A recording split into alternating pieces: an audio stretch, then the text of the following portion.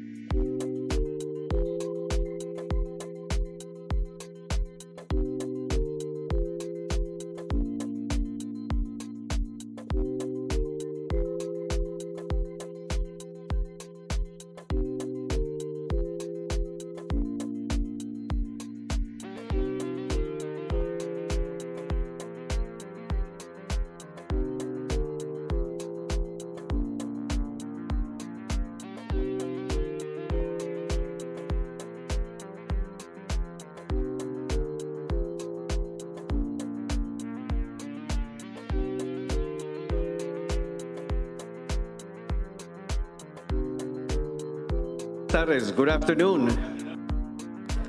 My name is Frankie Miranda. I am the president of the Hispanic Federation, and I welcome you to this very, very important panel. Before we start, I want to make sure that everybody knows that we are right now live streaming this event, and we're going to have a few people joining us and watching via the live stream. I want to extend my warm welcome to all of you today here as we gather to explore a critical topic in our community, Afro-Latinidad. Thank you for being here to engage in this important conversation. And as you all know, Afro-Latinidad embodies a rich tapestry of cultures, histories, identities, woven into together by shared experiences, resilience, struggle, and triumph. Today we stand on the shoulders of generations who have fought against racism, colonialism, and marginalization. Understanding this shared history is essential to sharing our collective future. The struggles faced by Afro-Latinos and African Americans are often interconnected, deeply rooted in systemic inequalities that affect both communities. Today, we're in for a real treat as we join by some of our nation's leading academics, policymakers, and civil rights activists who will lead a two-part panel conversation around the shared history and the destiny of Afro-Latines and African Americans, Black Americans. They offer us a roadmap for a shared national Latino Black advocacy agenda. We hope that our panel, Share History, Shared Agenda, serves as a vital platform to highlight our intersectionality and to recognize that our fight for social justice, equality, and empowerment must be united. I invite each of you to actively engage in the conversation today. Consider how you can contribute to a shared agenda, whether through advocacy, education, or community engagement. Our success depends on our collective effort and unwavering commitment by one another. By standing together, we can assert our narratives, celebrate our identities, and shape the future direction of this country. And now is an enormous pleasure for me to introduce someone that has many, many different roles. She's the president of the Creative Justice Initiative, founder of the Caribbean Cultural Center African Diaspora Institute, co-founder of Corredor Afro Project, and of course, the vision behind this project and the many conversations happening around the country around Latinidad, a true leader, a true visionary. Please welcome Dr. Marta Moreno Vega.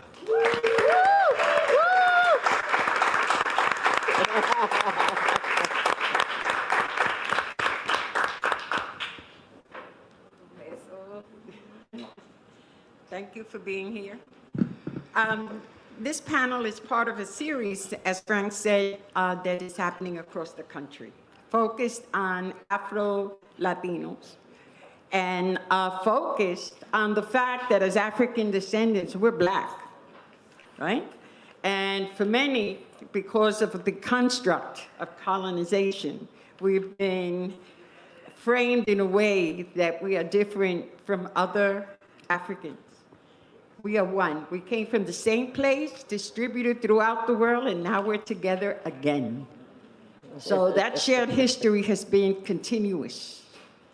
Those conversations have been continuous, and our panel will address that. But let us be clear that Latinidad often erases the Native and African traditions and peoples that we are. And in that three race kind of structure, the African descendant history gets erased. We will not be erased. The largest population of Africans were torn out of West Africa into what is now the Americas. So we understand we're Black, and we hope that you share with us in this discussion, understanding that going forward, we've always had a joint agenda. We have it now with intentional purpose to save our liberty and save democracy. That's right. Yeah.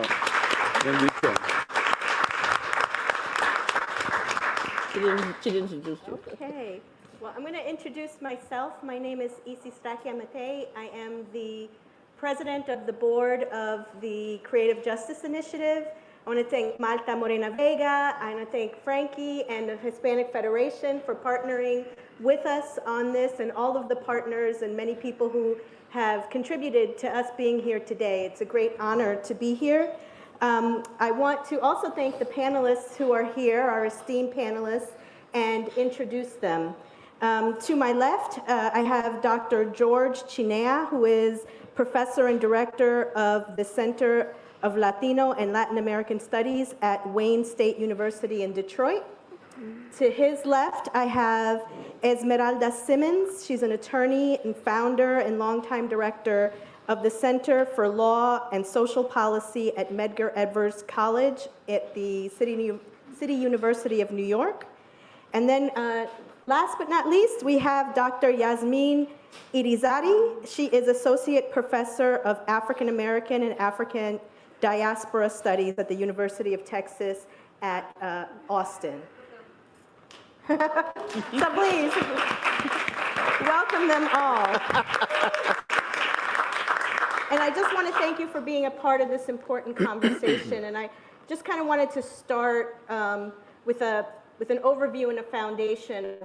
And this seems like a simple question, but it's a loaded question. And I'm gonna toss it to Jorge, but also, you know, you all can chime in as needed. But how do you define Afro-Latino, and why is that definition absolutamente negro?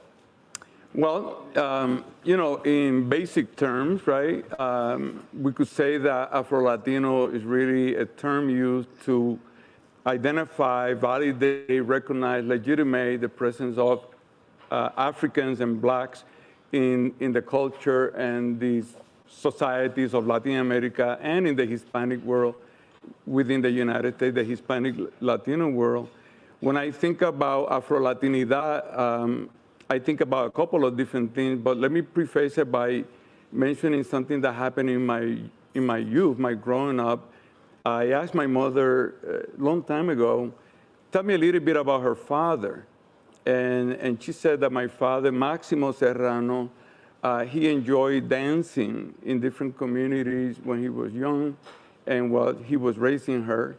And I said, what kind of dances did Máximo do? She said, well, they would go to the houses, they would get into the second floor, they had a wooden floor, they would start hitting the floor with their feet, con los zapatos.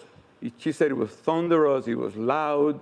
I always thought that at any one moment, the floor was gonna give in and people were gonna fall right through the floor and end up in the floor. I said, Mom, what do they call that dance? I never heard of it. I mean, I heard bomba y plena, aguinaldo, salsa, merengue, bachata. Where is this thing? She said it was called garabato. Oh. So I studied Garabato a little bit, trying to find out what it meant. And it really was a part of the influence of the flamenco music in Spain. Then when you go back to the flamenco music in Spain, you learn that the flamenco music in Spain came from two different sources, primarily from India, right, and from Northern Africa. Morocco. And so you have this influence in the culture that predates the development of Afro-Latinidad in the Americas, right? So Afro-Latinidad really began in two places. In Spain, for the portion that pertains to us here as people who came from Latin America that were colonized by Spain and Portugal, but also in Africa, because the Portuguese and the Spaniards began colonizing those areas. The Portuguese in particular, they brought in Roman Catholicism to places like Angola, the Congo, and Mozambique. And the people who came from those areas were already infused with some of the ideas of that religion, and they blended in with native forms of religion in Africa. And so Afro-Latinidad has a very long legacy, a long, path, and it behooves us to understand that path and to embrace it. And so that's what I have been doing as a professor, also as an individual interested in, curious about Afro-Latinidad. Spain was under the Islamic influence for 800 years. And a lot of the Moors. Yes, the Moors, and a lot of the culture that they brought in the architecture, the arts, and the sciences, but they also brought in languages, food that we eat, clothing, and terminology that we use. When I think about Puerto Rico and people say, el alcalde va a hablar, the mayor is going to be talking, alcaide really is a term from the Arabic. It's called alcaide. The same thing with alguacil, which is like a sheriff or local police enforcement person. Alguacil is another Arabic term. So we have tons of words that come from the Arabic and nuances in those words that remind us of the influence of Northern Africa in the culture of Spain. And then we had the influence that occurred, and this is the one that we're most familiar with, which is slave trade.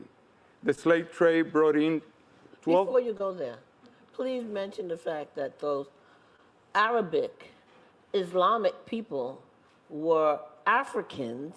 Absolutely. From not just Northern Africa, but from Northwest Africa as well, all the way down to the Sudan. Absolutely. So it was not just Islamic people going to conquer Europe. It was Africans with Hannibal going to conquer Europe.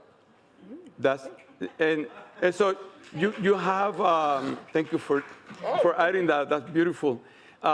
And so you have then the influx of about 12.5 million people that came to the Americas involuntarily, right? They were essentially dehumanized and sold off as piezas de Indias or pieces of the Indies. And Africans had to come to terms with that reality. And part of the way they did this was to undergo cleansing rituals in the Americas to try to remove the curse of enslavement. And from that, those ceremonies that were being taking place, we had candomblé, we got santeria, and we have a lot of other African-derived religious beliefs that emerged and thrived in the Americas. And you can even say the spirituals in the South were part of that. And so what you have then is that the New World became Africanized. By about the middle of the 19th century, the Americas was an extension of Africa, immigration-wise, rather than an extension of Europe. And a lot of us keep referring to Europe as the motherland. We should be looking at the other way. The motherland is in the other direction, on the other side of the Atlantic. And so when you look at the influence of that in the United States, it was rather minimal. We have a slide on that, if someone could perhaps show that. the slide of the African slave trade. Number 3. Is it number 3? Do we have it on? It's number 3.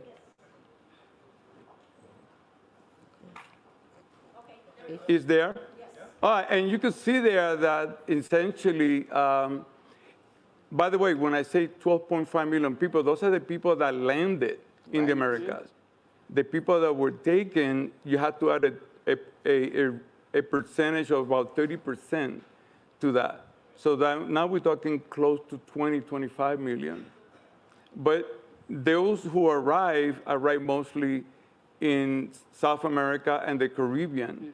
The United States received, on the next slide, if you had that, only about 3% of the enslaved Africans who came to the Americas. But the United States also received additional Africans through regional channels. That is, people that were being procured in the West Indies, in Cuba, Jamaica, Barbados, and so on, and then sent to the El Norte, no? To the north. In addition, when the United States expanded in the course of the 19th century, they integrated Louisiana. They integrated the so-called Mexican section, which is really half of Mexico's territory. They integrated Florida. And in those areas, there was plenty of people of Black ancestry that were integrated into the culture of the United States, and that's where we have a lot of that Latin jazz, right? That came into the culture. So the influence of Afro-Latinidad is extensive, is wide-ranging, is profound, and we need to look at that. And with that, I close so that I can give somebody else a chance to add more to that. Thank you, Jorge. Does anybody want to add to this idea of defining Afro-Latinidad and how it is absolutamente negro? If I could just add to this, I think that absolutamente negro is an important part of this because with a history, and we can talk a little bit about that, I think, in a bit of mestizaje, and narratives of mixedness that exist in Latin America have been carried through generations of immigrants to the United States. We have stories of ancestry, but that's different than actually speaking of an experience of Blackness and of Black people. And so Afro-Latinidad and tying it to this absolutamente negro is speaking to not just a story of a history of pictures 500 years ago and an imaginary of people who traveled and a story of a great-grandmother. It's an experience of Blackness in the present. It's an ongoing experience of Blackness.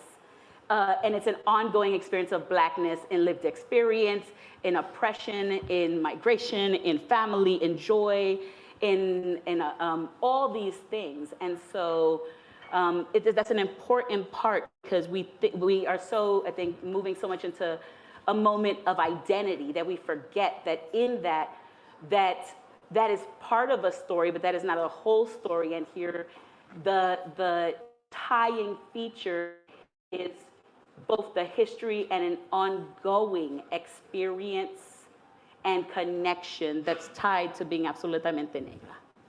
Thank you so much. So I'm going to ask Esmeralda. This panel is called Shared Histories, Shared Agendas.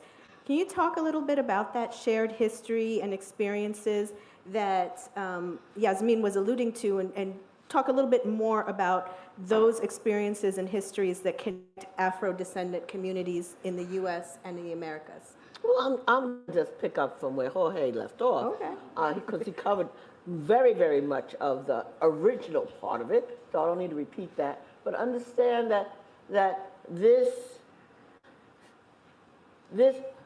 Latin movement, this Black movement, this Afro-American movement, that's mythical. There was one movement for freedom. We were all enslaved or under the foot, the heel of the colonizers and some of the masters. So we were working together whenever we were. We did not see a distinction. Understand that this distinction, again, is a tool of divide and conquer. Language is, no disrespect, but English is not my people's language. Portuguese is not anybody's from Africa's original language. Neither is Spanish.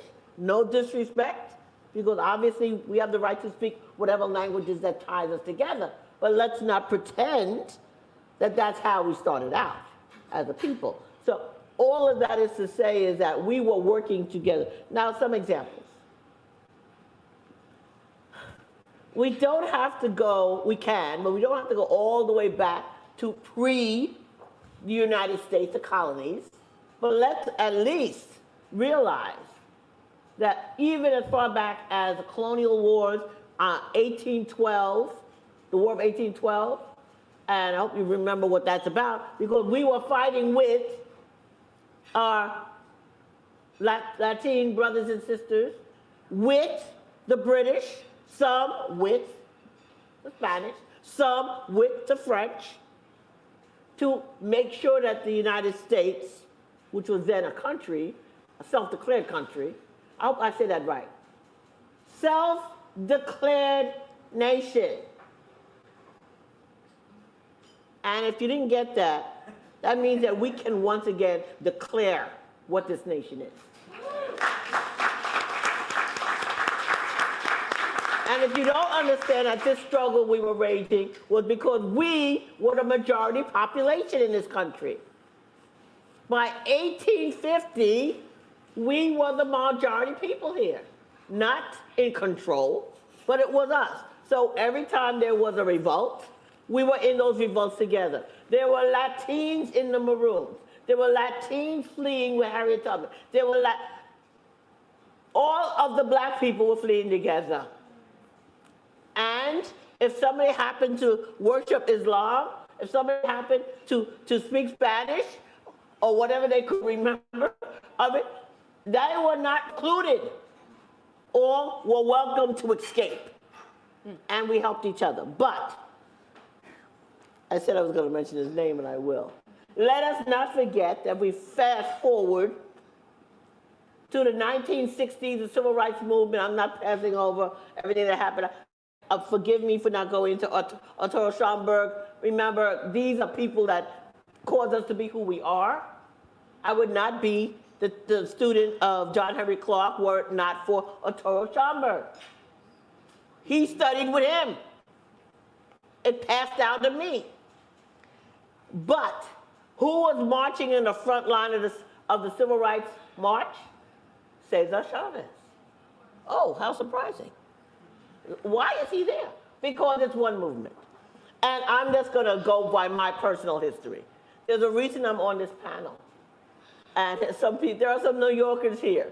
There are some New Yorkers here, and I don't have to tell them about what I have been accused of and guilty of and very, very proud of. But, yes, I was one of those students of the black and Puerto Rican students that took over Hunter College and then created the Black and Puerto Rican Studies Department.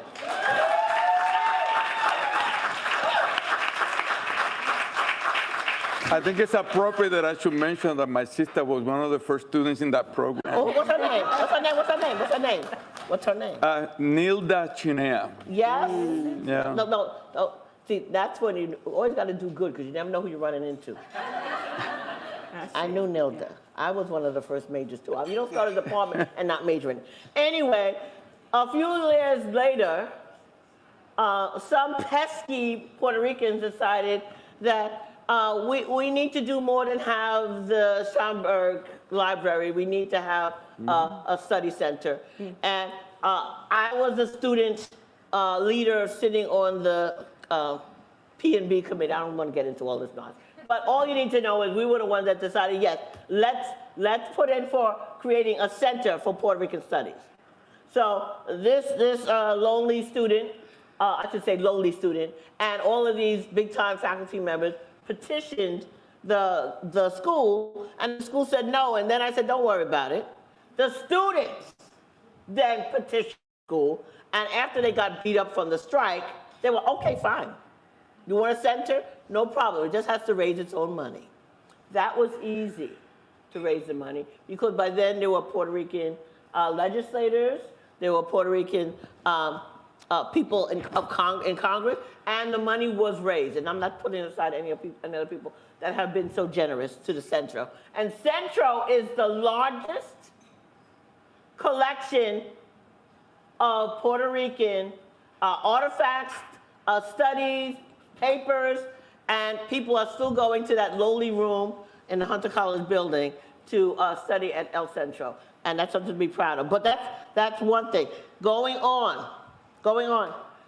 In law school, I went to law school at Brooklyn Law School. There was no Latino student union. So of course, the Black student union welcomes all the Latinos in. Hey, you're with us. And it was, and they said, well, some of them didn't identify as Black. I said, it's all right. Come on in. We have to take care of each other. We are one people. We have to take care of each other. And later on, there was it was called Latino Law Students Association. And the Puerto Rican Legal Defense Fund had a lot to do with helping that come to bear. But just want you to know that we have been together forever. The division is manufactured. Manufactured. Moving along, and it's personal history. From 1979 to 1983, myself, Juan Cartagena, I praise his name. We were co-counsel on at least half a dozen major, I'm talking about Supreme Court civil rights cases on voting rights. And I was what? 2 years out of law school. He was 3 years out of law school. We were taking cases to the Supreme Court and beating the pants off of the city government and the state government because they were not doing right by us in terms of voting rights. And we were using Section 5 and Section 2 of the Voting Rights Act to make sure that we had equal protection and fair districts. I hope you heard the word fair. That means one group does not take advantage of another. I'm also happy to say I work with Elizabeth Jean-Pierre, which was at Puerto Rico Legal Defense Fund. I work with Angelo Falcone Institute, again, praise his name, Institute for Latino Policy, and I'm leaving out dozens of other folks that I work with from the Institute as well as the Puerto Rican Legal Defense Fund, now Latino Justice, over the years. Yeah. And then we did something unprecedented that made national news. We created a group of voting rights attorneys of color that represented our constituent populations in New York State. And we put together a unity map with Asians so that they could not divide and conquer us and one group is getting more than they deserve. We put together a fair map. You know how hard that was? And how many of our own people said, no, no, no. I want this area, you're giving it to them, but fair is fair. So I'm gonna stop there. I have some more to talk about in terms of what we have done together. When you're willing to show, my husband said I should say these two words, and I'm sincere in saying them. Respect and earned trust. Earned trust.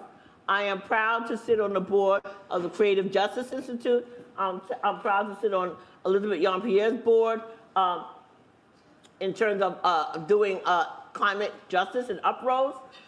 These are Latinas whom I love and adore as sisters and as amazing visionaries. If you don't know about them, please know that you have giants moving amongst you. Honor them, respect them. For me, I'm just their sister. Yeah. Thank you. If I could just add a little bit about this shared history, it's really important to think about the fact that when we're saying shared history, we're not saying shared and separate. It is actually shared. There are I believe one of the Tuskegee Airmen was Afro-Latino. Yes. Even thinking about international conversations during the late 1800s in the fight against eugenics, the conversation was international. One of the first people to respond was Antonio Fermin, who was an anthropologist from Haiti, in conversation later with who? Du Bois.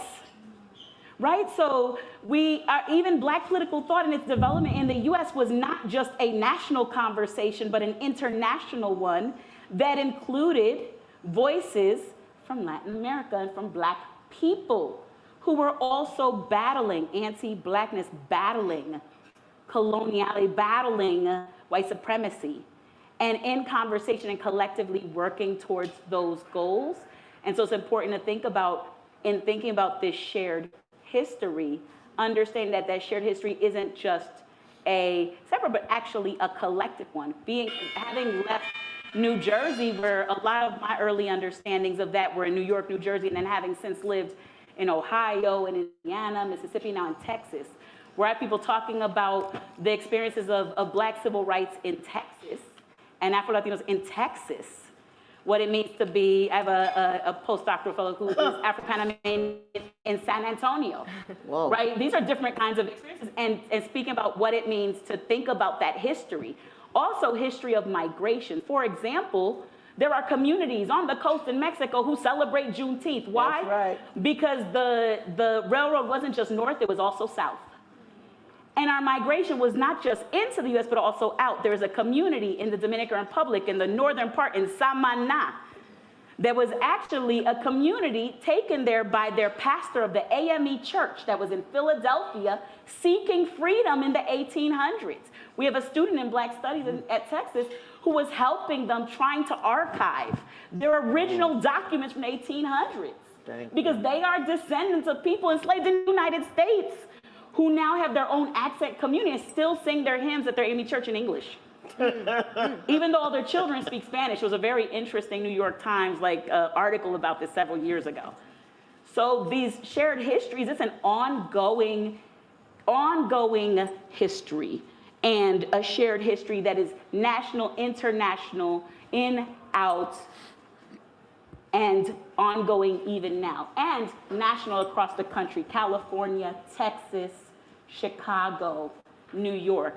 And there are different ways that is manifested, but all of them include a long history of Afro-Latinx people, Black people being part of and actively engaging in movements towards liberation. Right. Wonderful, thank you.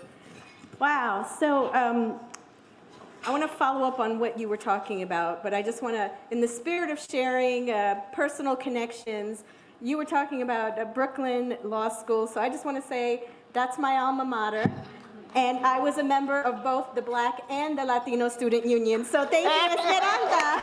The tradition continues. That's right. So we were talking about all these shared histories, shared connections, shared experiences, shared culture, all this sharing. So in light of that, why is a panel like this important? Why is this conversation important? What are some of the historical or structural factors that necessitate this conversation?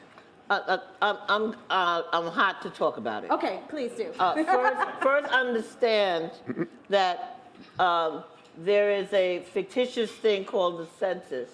And even the census agrees that of the total US population of 345 million people, they claim the Latin population is 19.4%. And of that 12% are Afro-Latin. So you know that that's really skewed. And we're going to have to deal with that, how they force people to choose and decide and deny. Of that population, of the US population, they have Afro-Caribbean, that's only new for the last 10 years, for the last 4 years, and I love this, I'm one of them, only 0.8%. that's ludicrous. African American as 12.6%, and they've separated those two out. And they've also separated African, continental African out as well. So they're going to continue to separate and separate and separate in order to separate us. And the reason why we're here is because we have a shared agenda. The folks who want us to be under the heel again, or simply want to be on top, they don't care who's under them, are very alarmed that in less than 12 years, they will have to admit that we are the majority population of the United States. All of this brouhaha is about the fact that if democracy is a democracy and we are the majority, we should rule. They don't want that. So therefore, they have to have all kind of mechanisms to eliminate that possibility of a shared agenda of people of color, majority Latin, followed by African Americans, followed by Asians, followed by browns, now called Middle Easterns. That will be the majority population. Some of those folks may want to align with white folks. That's fine. They can go with whoever they want to. But the rest of us are designed at this point to continue to be suppressed to the least. Therefore, all kinds of voting mechanisms are going to have to be changed so we can't vote. You know, everything has to be shut down. They will challenge you. They will challenge whether you're a citizen. They will challenge whether or not you have a chance to vote. They will challenge immigration, opening up immigration and legalizing folks that have been here for decades. They will challenge everything. They will not let people of color in the country while they welcome Europeans, because they do not want that shift to occur. And they are presuming, and this should make us quake, that we are organizing together. Let's make that reality. Yes, so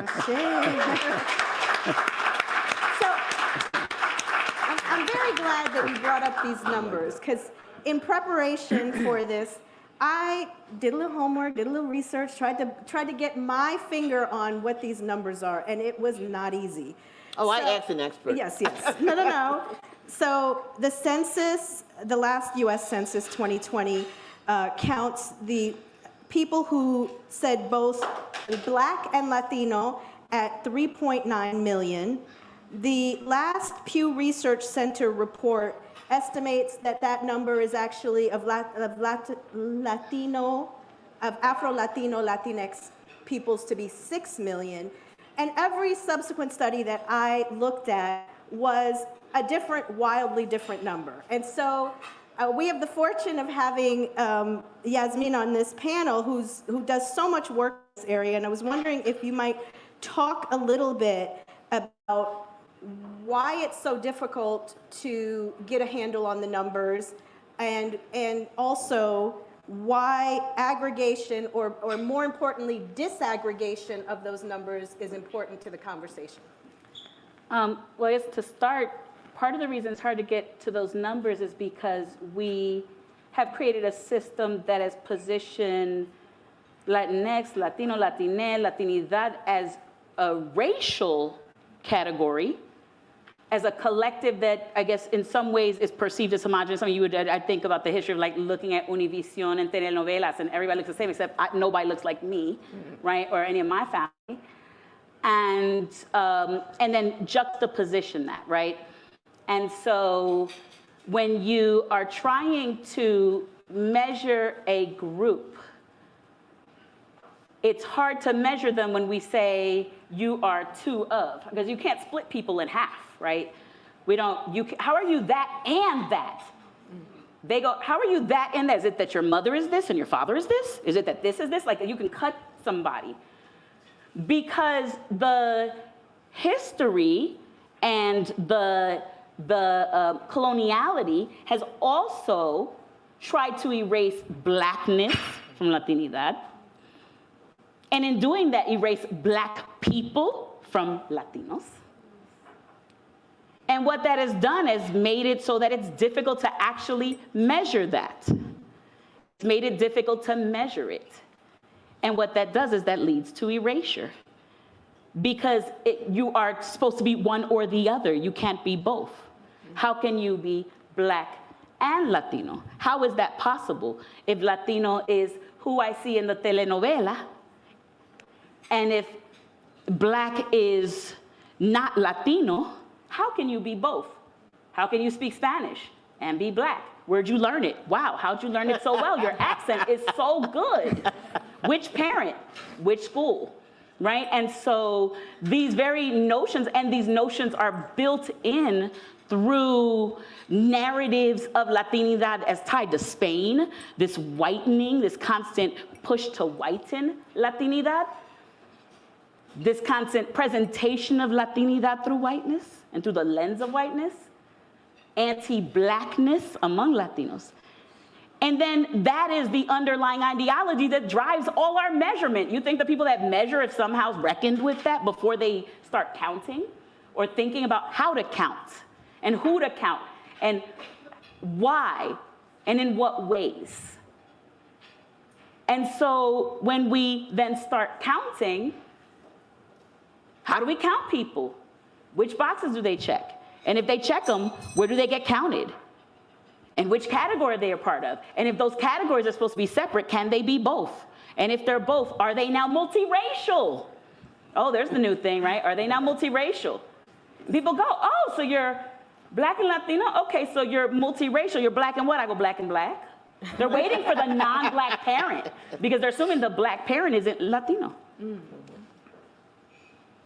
Because that separation in people's imaginaries is so powerful that they just literally cannot fathom Black people in Latin America, Black people speaking Spanish, Black people being Latino in the United States, like, and anywhere. Like, they just can't, even though the majority of Black people who were stolen from West Africa and brought to the Americas were taken to Latin America. Right.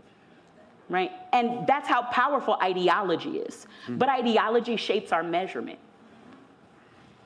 And so when we think about why we can't get it right, why we can't get a number, well, who is actually Afro-Latino?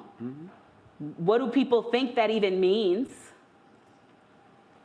What are we measuring and how are we measuring it? And then when we do that, what category do they fall in? It depends on who you ask. If you are asking Pew, the question is only asked to people who say they're Latino. So you have to say you're Latino first in order to actually then get the question Afro-Latino. And there are a lot of Afro-Latinos who actually don't identify as Latino. There's an interesting fact a lot of people don't know. So in Pew, you only get it if you're Latino first. Then you'll get the Afro-Latino question. But then when they say Afro-Latino, who would answer? I don't know. Maybe people who are Black, absolutamente negro, but also somebody who saw a picture of a great-great-great-great-great-grandmother, somebody who took a 23andMe. I don't know, right? I don't know. And then if we ask the census who they're talking about, they'll say it's a person who checked Black, and it's a person that checked Latino, maybe. And that might be one way they'll do it, right?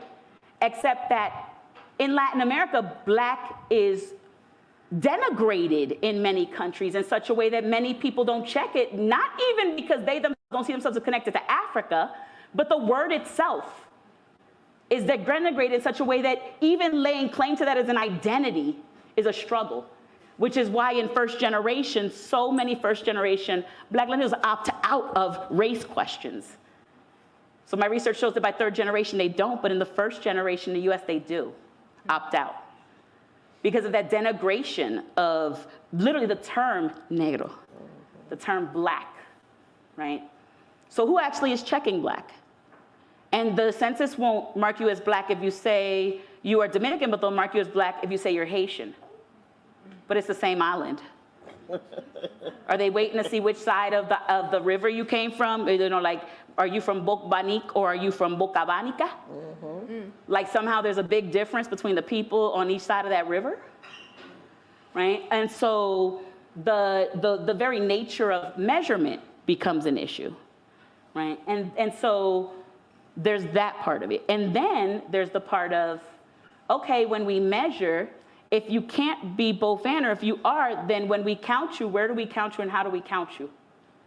Especially now in a moment where we are talking about rights for Latinos and rights for Black people. Now, where do we count? Do we cut you in half and half your rights count for voting rights for Black people and half your rights count for voting rights for Latinos? Do you get to count twice? Do you get to count once for your Black and once for your Latino? Or do you get to not count as all as Black, like the Office of Management and Budget has decided for employment and for education? Black Latinos don't count as Black at all. We are Latino regardless of race. We have no choice in that matter. And when you see statistics from the civil rights data collection on disparities in education, on discipline, on paddling, on other things, we are literally erased. We don't exist. We're in the Latino regardless of race category. If the school's all Latino, there is no racism because we're just all Latino. Because how could you be Latino and also anything else? So to your question of disaggregation, it's important. The question is, with our data, is it possible? A lot of the ways we collect it makes it impossible to disaggregate. I cannot tell you in a school that is just Latino students whether Black Latino students are being suspended and arrested at higher rates, or being blocked from calculus at higher rates, or being mistreated in particular ways. I just can't do it. I can't even find them in the data. They don't exist. Wow, okay. And that's erasure. And that's why it matters. Thank you. Yes. Thank you so much. Okay, did you want to add something? Yeah, I don't doubt that these manipulations have an ulterior motive, right? But I also go back historically to see where these patterns started. When you go back to Spain, remember that I was talking about the Muslim presence in Spain, 800 years. During that particular timeline, the Moros and the Cristianos were getting along. The Cristianos were learning about Muslim ways, and the Muslims were learning Christian ways. They were changing clothes, they were eating different foods, they were talking together. When the Christian Crusades began in Spain, La Reconquista, that's when you begin to see in writing a lot of negative connotations about Blackness, about Muslims, about Islam. It was important to the Christians to denigrate and to animalize and to put down the Moros if you are to conquer them. And when the Spaniards arrived in the New World, unfortunately, those same notions of Blackness that were already rehearsed in Spain were transplanted to the Americas.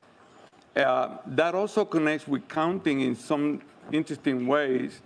When in Puerto Rico, in the very early part of the 16th century, the Spanish conquest resulted in the decimation of the Indian population, not everybody really died away. What really happened was some people fled into the mountains. Cimarrones, right? Maroons. These are the predecessors of the African Maroons that will follow later on. The Europeans who needed the Indians to work for them had no choice but to write to the Spaniards in Spain, right, to the king and queen, and say, the king and queen would say, well, why can't you just use Indians? There are no Indians. They became extinguished. They vanished. They're not here.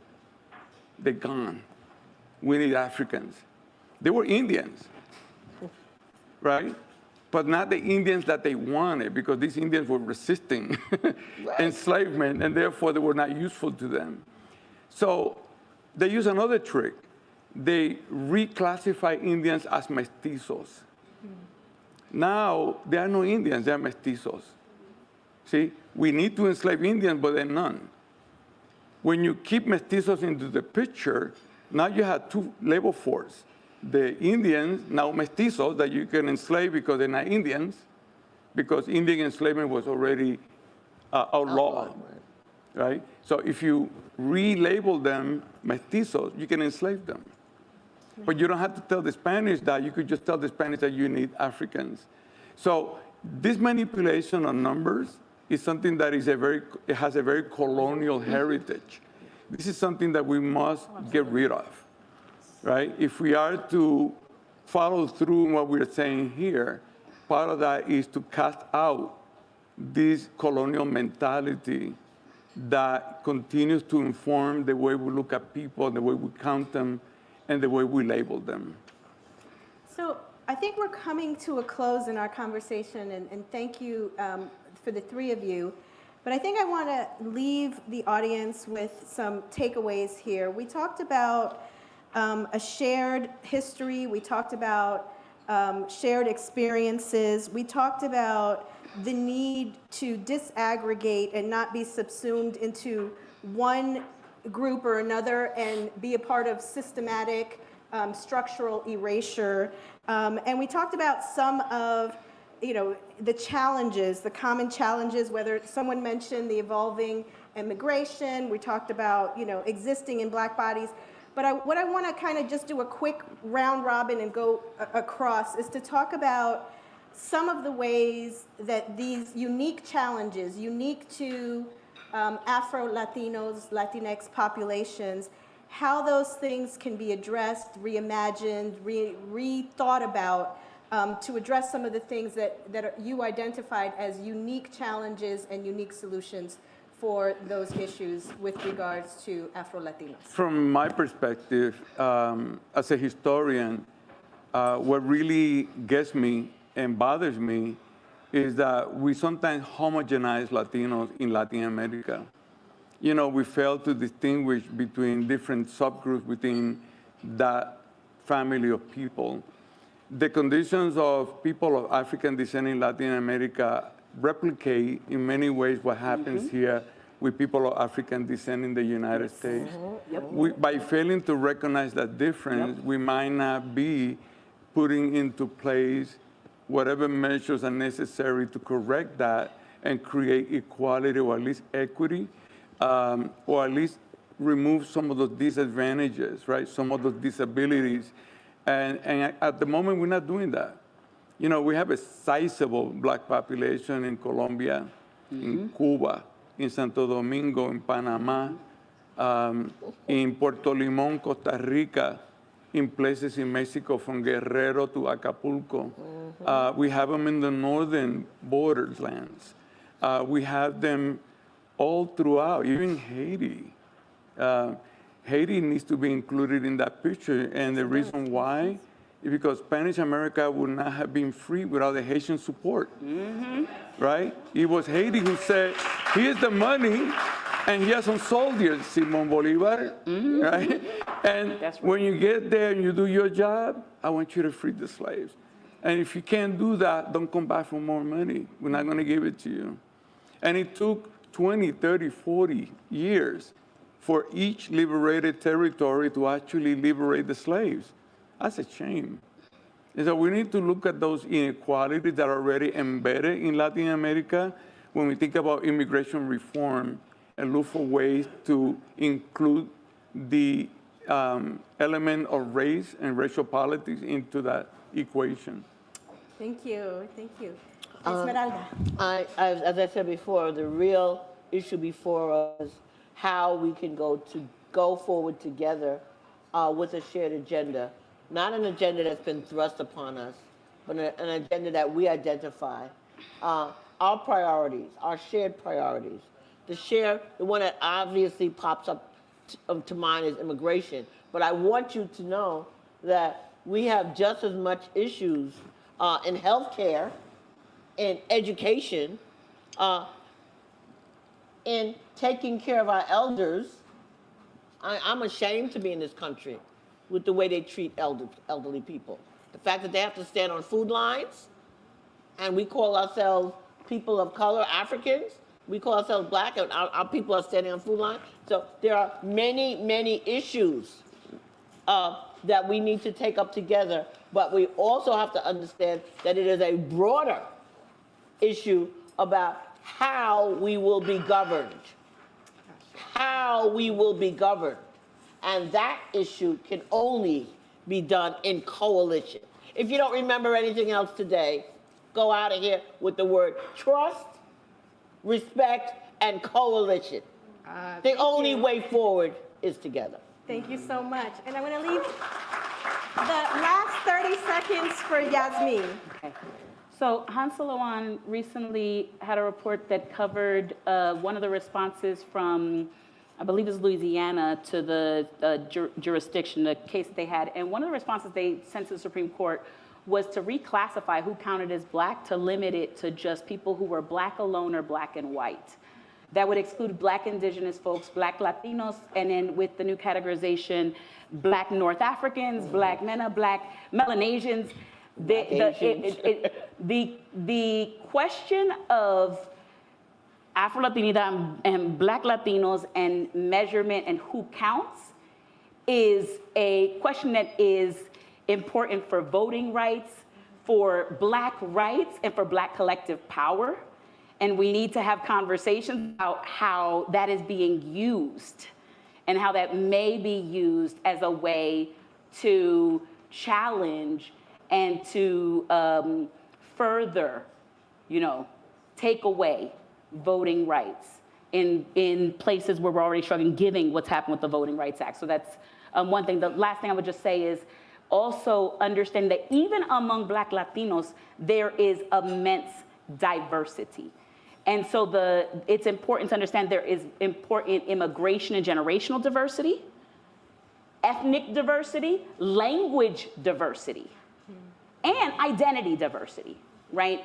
Because I see a lot of times people get caught up in memes about who people are, and that we need to remember that the diversity exists. It is a part of our history, and it's an important part of understanding how we get to liberation, is honoring that, understanding it, but also using it collectively towards that, right? Thank you so much. Ladies and gentlemen, Dr. Jorge Chinea, Esmeralda Simmons, and Dr. Yasmin Izari. Thank you very much. Thank you to our distinguished panel. We are going to take a 2-minute break to mic our next set of speakers. This is also for the benefit of people that are seeing us like right now in live stream. So 2-minute break, we reset, and we continue with our incredible distinguished panel. We will have Q&A at the end, so please stand by until we reset the stage. Thank you. It fell off. I don't know how that.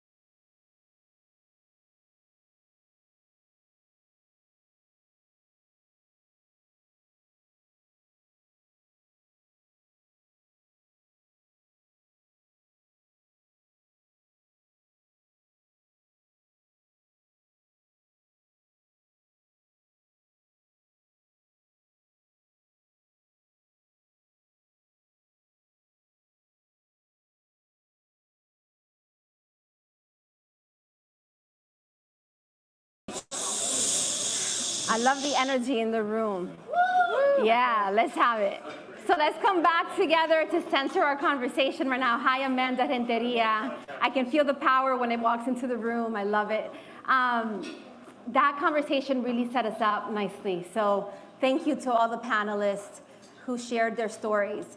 In fact, what I wanted to do with this panel, with such a distinguished panel, is to have a moment to ground ourselves in our stories. Because who we are, where we came from, where our ancestors came from, have defined the choices we've made. The places we said yes to, the ones we've said no to, and the moments we decided to speak up to. And it's not, I also want to acknowledge the moment that we're having this conversation at a time when the United States may be I like to say coronando, the first Black immigrant woman as President of the United States of America. It is a moment like none other.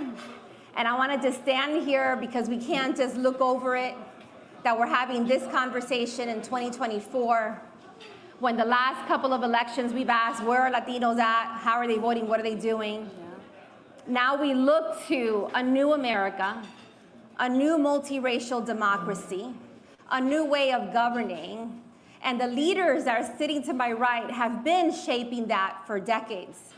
And so now we're stepping up in our leadership and owning our voices, owning our joy, our abundance, the places that we lead from. In fact, I'm just gonna say this, and I promise you won't hear a lot from me because you're here to hear from them. But yesterday, when they started playing music as the states were being announced, I actually thought about the Dominican Republic, because you know how elections are run in the DR? Con merengue y salsa. Yeah. So you know it's a campaign year when the trucks are coming up and down the streets, blasting music, and announcing, and bachata, let me not forget bachata, announcing the candidates, right? So there's something really special happening in the heart of America right now. And guess who's gonna be defining it? So I am honored to be here in the company of Maya Wiley, who's the head of the National Conference of Civil and Human Rights. My fellow Dominicana, Sabrina Matos, who's the first Dominican Lieutenant Governor of the state of Providence, Rhode Island. Excuse me, state of Rhode Island. I wanted to say the state of Providence because Dominicans rule in Providence. Let's just get it right. And so proud of this woman and how she not only led to become Lieutenant Governor, but how she's leading today and the values that have defined her leadership. And of course, you all know El Señor Marcos, who needs no introduction in this room, Marco Davis, who's now leading the National Hispanic, Congressional Hispanic Caucus Institute, CHCI, an incredible organization that is also redefining itself. I saw Sid Wilson in this room. So many, Sid. Like so many of our institutions are also redefining themselves because who's at the leadership, at the helm of these organizations. And Marco, you have been one of them. So I am honored and thankful to Jose Calderon, who invited me. I was resting. I'm going to Santo Domingo tomorrow. And he said, you got to come and moderate this panel. And I said, yes, because of the people who I was going to be surrounded with. So let's continue the conversation that Jasmine and Esmeralda started. Let's ground it in our stories, our ancestors, and why we're here. As a Black leader, as an Afro-Latino leader, what has shaped your decision to fight for social justice and to lead from a place of love and abundance? Oh, you're looking at me. Yes, Maya, I'm looking at you. Well, first of all, I want to say how humbling it is to be here, how incredibly grateful I am for that first badass panel. Yes. I mean, no. Yes. Look, woo! That was the hotness. That is my legal opinion. We don't have this conversation enough, and so thank you, Hispanic Federation. Yes. Thank you, Frankie Miranda. Thank you. One of our amazing and tremendous leaders, members of the Leadership Conference on Civil and Human Rights, which I run, but Frankie is just an enormous treasure. And I have to also shout out Jose Calderon. Jose, who I've also had the deep privilege to work with before my current job, and Jose and I co-chaired. Speaking of this conversation, what you heard beforehand, but really working on a multiracial coalition for improving the education of our children and co-chairing that with Jose, who was an incredible resource and leader. So I just want to say that because there's history to all of our relationships in this work, as the previous panel said. But I will tell a personal story. So I've been Black all my life. Absolutamente. Pero sin español. Okay, but I have tried on the Spanish side. But I say that because, one, I think we heard in the previous panel, the conversation we were having was about being raced. Yeah. And the way we're raced in a way to divide us. And there's a deep, long history to that, and it cross-cuts within our communities and in addition to across our communities. But my personal story is, and I'll share my mother's story, because my mother passed away in 2013, and I miss her every day. But she was a white woman, born and raised in Abilene, Texas. Oh, yeah, right. No, God didn't have anything to do with Abilene, Texas. No, and I mean that. Deeply Southern Baptist, deeply racist. And the thing about Abilene is that it radicalized her in the right way. In the right way. And what I mean by that is she used to tell this story. She obviously married a black man, okay, in case that wasn't clear. So I was totally feeling the story about what boxes you check, and also what it means to even have a family in which you don't even necessarily look like your family members if you're being raced, right? Which is what we're talking about a lot also when we look at the Afro-Latino community and diaspora and the African diaspora. But I say this because, so you had the black racism, anti-black racism in Abilene, but the largest community was Mexican American. And I remember her telling the story about, so all the Jim Crow stories, that we grew up with in the Black Civil Rights Movement, the way she was radicalized started with just trying to go get some Mexican food, because she knew the best Mexican food. And the story was, was on the other side of the tracks. So just like we have railroad tracks everywhere, the Mexican-American community was on the other side of the tracks. And so she and her girlfriends in high school wanted to go get the good Mexican food. They drove in a car, and the phone tree started household to household to household of all the parents saying, you know where your daughters are going? And going and getting them and stopping them just from going to eat some good damn food. But for her, it was like, this doesn't make any sense. And then she was the first person who taught me how we don't learn history. Because she actually was explaining to me how much the lying about the Alamo was a part of her upbringing. And her having to explore on her own as someone with that personal experience of feeling something was wrong, but having to dig personally and individually outside of her education to understand what she was missing, and to understand that actually she was standing on soil that the people across the tracks owned. Owned, right? Yeah. And so she grew up understanding anti-black racism and anti-Mexican, and it was very specifically Mexican there, anti-Mexican racism in a deeply personal way. And when she left, she got on a plane and never went back, and told me I would never go to Abilene. But where she landed was Harlem. You cannot make this stuff up. She landed in Harlem, never lived with black people or Latinos, and the first place she goes is to East Harlem, to a block in East Harlem, in El Barrio, and starts working with young women around sexuality in 1957. Wow. This white woman, and she realized very quickly, and she said this all her life, that they taught her more than she taught them. And that's the stock I come from proudly. I love that. Thank you, Maya.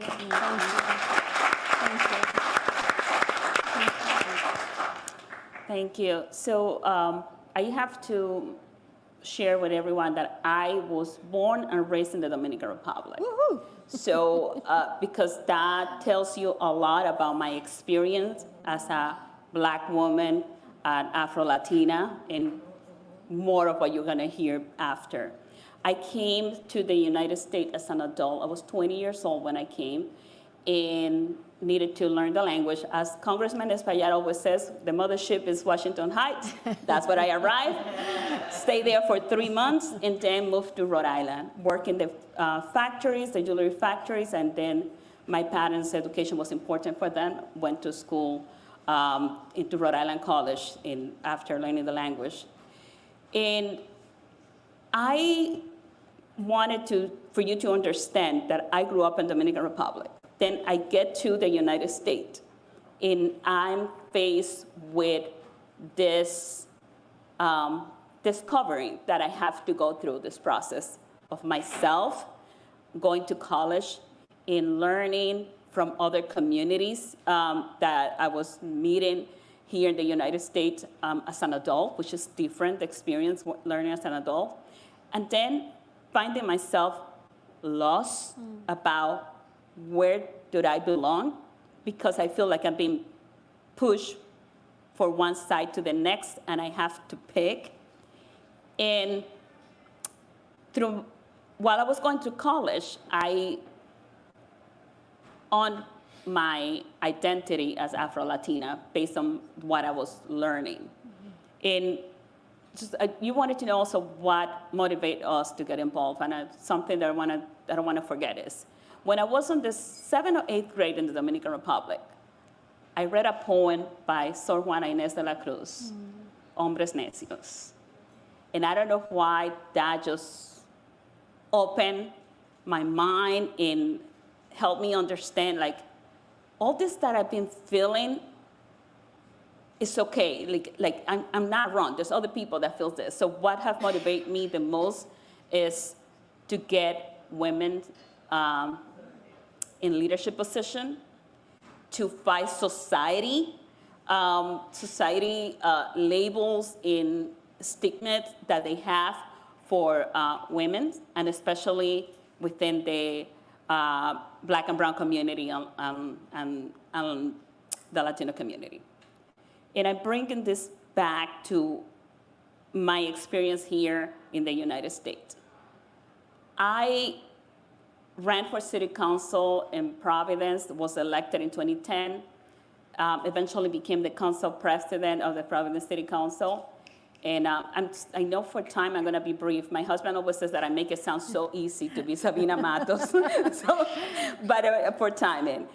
And I was appointed lieutenant governor of the state of Rhode Island when our governor was appointed to Secretary of Commerce, Raimundo.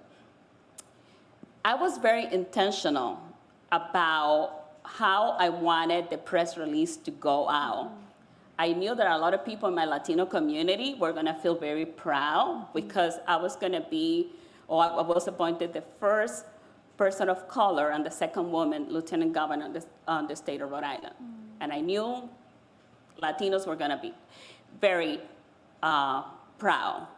And I wanted to make sure that the press release identified me as a Black woman, because I think that this is a discussion that we need to have more among Latinos.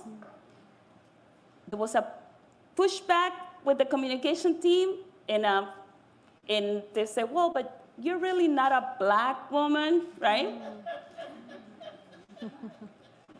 So we settled on, well, I told them, listen, I have identified myself as Afro-Latina for a long time. If you feel more comfortable, you use that term.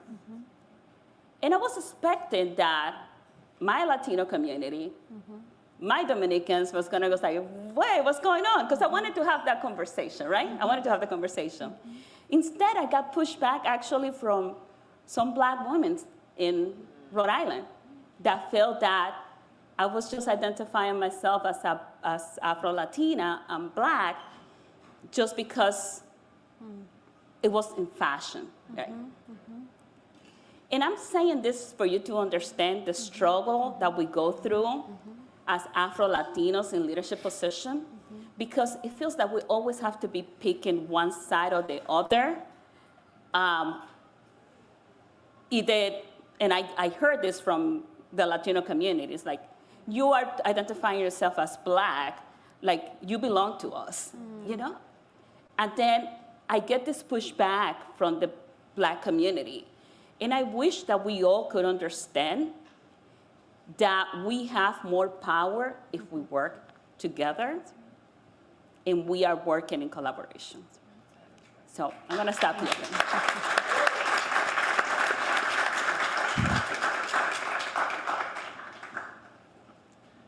Muy buenas tardes. My personal story, every story is unique, no question. My personal story you won't hear too often, but as you'll see in a minute, my experiences are not that different. And I think that is the very short version of what brings me to this work. You see, I was born and raised in the city of Mount Vernon, New York, a majority Black city. The first Black mayor in the state of New York was in Mount Vernon, New York, but it also had, not well known, a sizable Latino community, largely Caribbean American.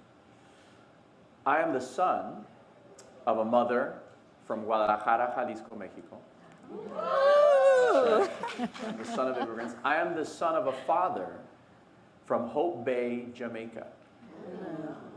And so my experience was an interesting one, to say the least. Speaking of choosing and either, other, etc. I used to joke when I talked to young people in the era of fractions, because it was totally acceptable to say I'm half Jamaican and half Mexican. Finally, thankfully, we've moved beyond that language now. As the previous panel mentioned, we don't carve ourselves up into percentages. But interestingly, I think in some ways, unintentionally and to my benefit, but making my life complicated, both my parents, as you can imagine, coming from their respective countries, arriving to the US as adults, were deeply rooted in their culture and in their identities. And thankfully for me, they were also quite fearless and engaged and navigated both their own and other communities, and each other's, frankly, communities, quite effortlessly, and made it seem quite normal, so that as kids we didn't quite realize how unusual they were. But unfortunately, as a result of that, and again, part of, will become obvious in a minute, a lot of my upbringing essentially was as a split personality. There was essentially times, most notably when I was in Mount Vernon, when I was Black, and I connected to my Black identity, and to some extent also the Jamaican culture, and through my dad. And then, for example, summer vacation or over Christmas when we would go back to Mexico, then I was Mexicano. And in those days, pre-internet, like nobody knew about the Black population in Mexico. Not nobody, obviously, but we didn't know about it. And in Guadalajara, it certainly wasn't talked about because Guadalajara is Western, right? It wasn't anywhere near the Caribbean. And so it literally, I literally would sort of, to the point which still freaks people out, just the last, sorry, and I'll also try to be brief, but the thing I think that encapsulates it most perfectly for me is, my father actually had the good fortune of being fluent in Spanish.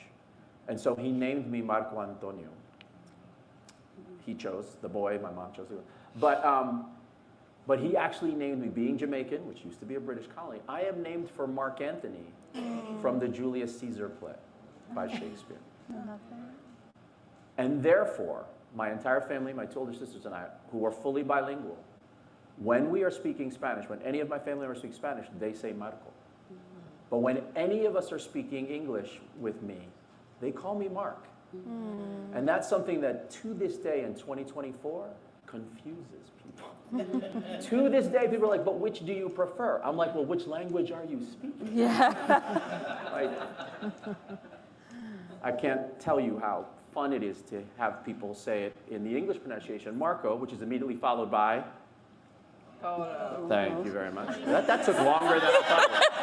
That's because it was embarrassing. So on occasion, I'm like, if you can say Marco, that doesn't usually, anyway. So long story short, I didn't know I was allowed to be both, right? Yes. If you think about it, I didn't understand that I could be integrated in identity. That's part of why, for me, this sense of Afro-Latinidad is so, so critical, so important. And because I do leadership development now and have really for the majority of my career, it's so, so incredibly important that younger people see themselves and understand that they can be a multitude. To see that a term that got well known and is now sort of thrown out, I think almost too loosely, that we've sort of lost track of the complexity and the nuance of it, that intersectionality is something that we live very, very deeply. And that is something that complicates sometimes our lives and our experiences, but shouldn't necessarily be an impediment, shouldn't be a barrier. Love it. And so for me, I'm therefore proud to be Jamaican. I'm proud to be Chicano. Proud to be a New Yorker for that matter. But I'm also proud fundamentally to be Afro-Latino. And that's what brings me to this one. Love it. Thank you. I know I was going to love this conversation. Let's keep digging into this layer of complexities, both the good, bad, and the ugly. Because in order to heal, we have to expose, right? Marco, you mentioned the lack of internet before. I grew up listening to Toña La Negra. My dad loved her. I thought she was Dominican until a decade ago, like when I thought she was ours. And she's from Veracruz, Mexico. But artists like Toña La Negra and Celia Cruz have sang about the complexities, the Angelito Negros, right? The painful realities that them as artists have experienced. You alluded to it a little bit. But I want to surface it for a second, because what I want to get at is the generation that's growing up right now is going to live this reality more so, because there is this interconnection that's happening with families, all of it, more so than even in our generation. So how do we begin to have conversations in open settings like this where we can heal the erasure and the anti-Blackness within our own, so we can come out proudly on the outside and say, yes, I am Black and I am Dominican, and begin to build those bridges that we know so well? And what is demanded of us from the Black community to acknowledge at this moment to be able to move forward? So I'm going to reverse it and start with you, Marco, and with Maya. Wait, so what is the... Healing. What is required of us at this moment, both to expose what needs to be exposed, but do it in a way where we're not also tearing more down. And again, Luis Miranda just left, but when In the Heights came out, I was proud of that film. I was so proud of that film because of the 4 leading actors, 2 were Black. 1 was Dominican, but 2 were Black. And here was a writer and producer that was bringing our stories, and the reason I wanted to take all the time you want, stories matter. We love Michelle Obama because stories matter, and our country needs to hear our stories. But with it comes some painful realities that we do amongst ourselves. How do we heal from that, Marco? How do we cross it over and expose it in a way that doesn't tear down? Yeah, I mean, it's a good question. At least I'd start by sort of saying, I think, 2 things I think come to mind. One is, I think, in order to heal, we have to get to the root. We have to sort of dig out the illness, right? We have to get to the core. And so I think there is a process that we need to go through internally within the Latino community, within the Latina community, to acknowledge sort of past harm, to use sort of the current parlance. I think we have to recognize the bias and the anti-Blackness that exists in our community, and realize, A, that it's there, and not sugarcoat it, not diminish it, not dismiss it, but also not dwell on it, and also not make it a blame game. Because we have to understand where it comes from, which is learned racism, which people have described for me, which I've always found really, really helpful. Racism is essentially a disease that is sort of like in the air, and therefore we're all infected by it. We're all harmed by it. We're all victims of the racism, and therefore that includes our community. And so it's not so much that every single person who has this anti-bias, it's not so much that those, sadly, also very painfully, some of our own relatives who express some of the most unappealing, to be generous and kind, comments and statements are mean-spirited, hateful people. It's that that's all they've ever heard. That's all they've learned, right? It played out in very different ways, but the racism exists still to this day all throughout Latin America, again, differently, but just as much as it does in the United States. So I think we start there in realizing that. But again, and again, realizing that so that we can move beyond it, so that we can understand. And for me, at least, the best hope, I think, is to also, to flip it, which I think one of the beautiful things, the incredible things I think to do, is to continue to lift up all of the incredible work that's being done now, and that has, again, as was acknowledged by the previous man, it's actually also not new, going way, way back to when it was a common movement, to when there was conscious and even automatic, almost unconscious solidarity and unity in work, both in struggle for social justice and for rights, but also even in the celebration of culture. You just mentioned artists, people like Celia Cruz, that embraced it. Speaking of the history lessons, I too was a history major. I was thinking like the next chapter of the piece from our previous panel and talking about where everybody was there together, speaking of something that we can all acknowledge, I would say this week in particular, something that is quintessentially American, it is now undeniable, it's quintessentially American, is hip hop culture, which again, when you actually read and learn your real history, was begun by Black and Latino young people from the very beginning. The stories maybe didn't tell it that way. The racialization of society kind of erased the Latino component. But that's yet another chapter in that history of our community's work. And so anyway, the point is to celebrate the places where we have to come, the ways in which we have come. I mean, the personal stories people have talked about, they're everywhere. They're just not talked about. And I think that's one way to heal, is to realize we're not asking people to do something that's never been done before. We're not asking people to do something brand new. It's all around us where there are examples of our communities together. I would argue, or at least I would hope, and I think we could create a new narrative of the fact that the places where we are truly divided, where there is that problem, is more exception than rule. And when that is something that we all truly both live and understand and believe, it'll be much easier for us to continue to work together. That's good. Thank you, Marco. Yeah, definitely. I agree that we need to have conversations first among Latinos and honest conversations about race and racism within the Latino communities. This is part of what we have to do among Latinos first, but also we need to have the opportunities and look for opportunities in which we do work together in collaboration, Latinos and African Americans, Black here in the United States. I remember from when I was running for office, for the office of Lieutenant Governor the first time, I mentioned I was very intentional about how I wanted to identify myself in the communications. I wanted to make sure, I'm Dominican, you know, we like a blowout, right? So I wanted to make sure that I was gonna leave my hair curly for the main event. Because I wanted to send a message to the Latino girls, the Black girls, little girls in the school, the young women, to know that it is okay to be who you are, and it's okay.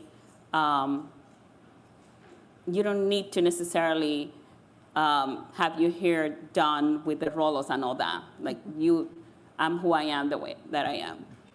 And if you see all the pictures from the ceremonies, the main events, I had my hair curly. Then I remember speaking with some of my supporters, people that support me, right? Latinos, Dominicans, that they're so happy, so proud, and they tell me, ¿y esta negrita, qué es lo que se cree?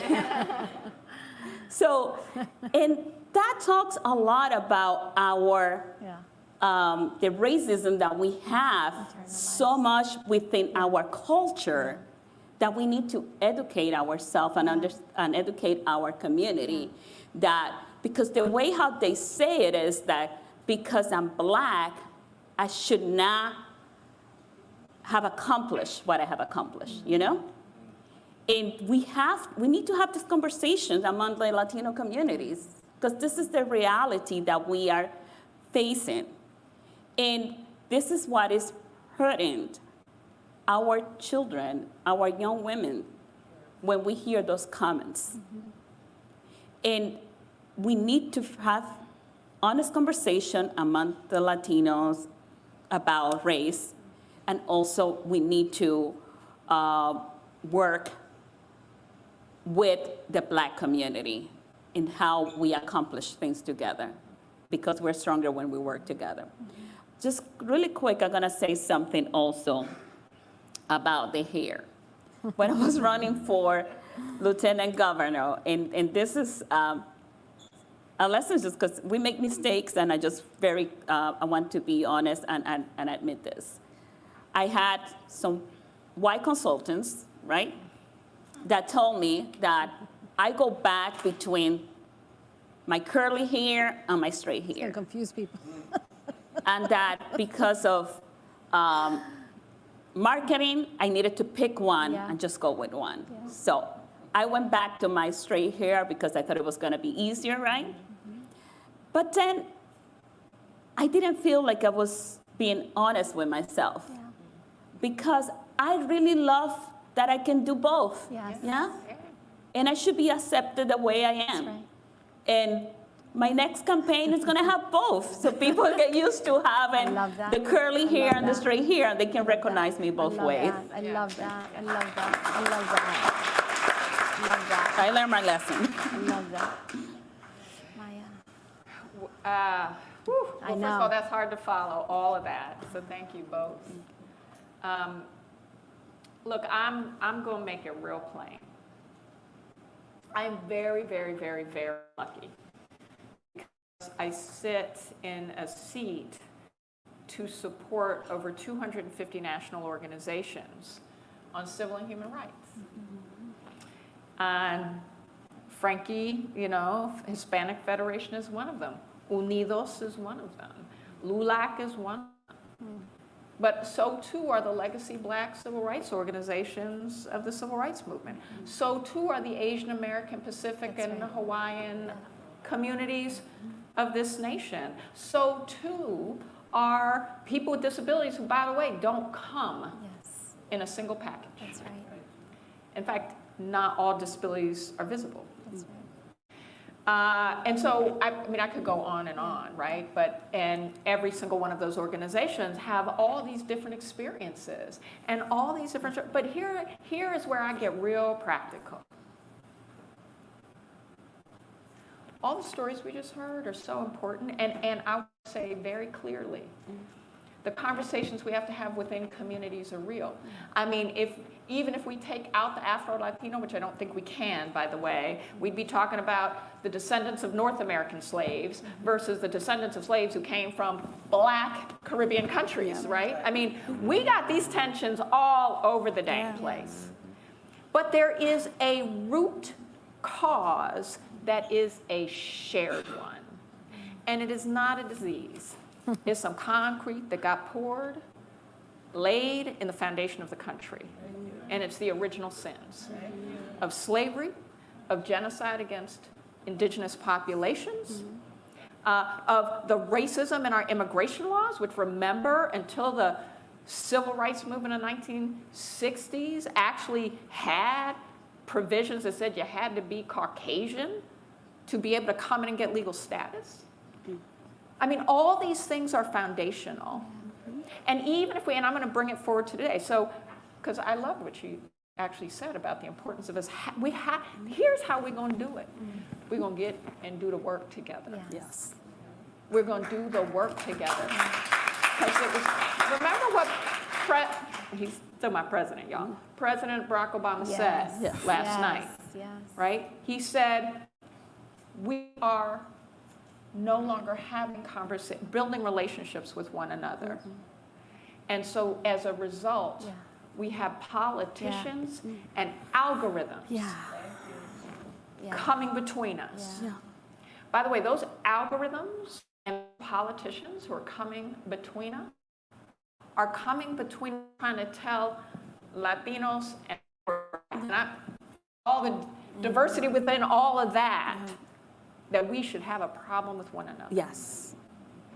That this pie with the slices that are too small are some crumbs we're supposed to fight with each other for. That if we want our schools to be good, right, Jose? We want our schools to be good, we should fight bilingual education. That's right. Because then some of our kids won't get something they need. Y'all seen the research on what bilingual education does to literacy? You've seen the world we live in? I think we have the world right here in the United States. My child's going to Japan learning Japanese right now. It's real hella confusing, y'all. Yes. But guess what? I don't know why she has to get that outside of school any more than I wonder why it's a struggle to get Creole or Spanish or Urdu or any other language. But I'm only saying this because that concrete that got poured is the concrete we have to work together to break apart. Because when they're banning books,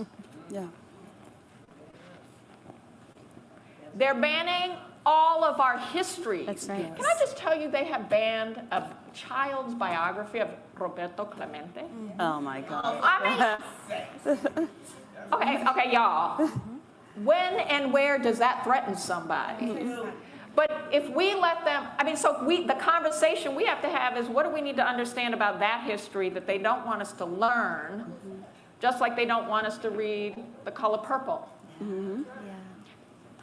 So I think it is incredibly important that we hear our stories. I think it's incredibly important that we understand the complexities of how we are being raced. And how that being raced is supposed to drive us apart. Because in doing the work, we create the rooms in which we have the hard conversations. That's what coalition is. Brought some hard conversations to the coalitional work we were doing on improving our schools in New York City. We had to have them, but we had them in a diverse room.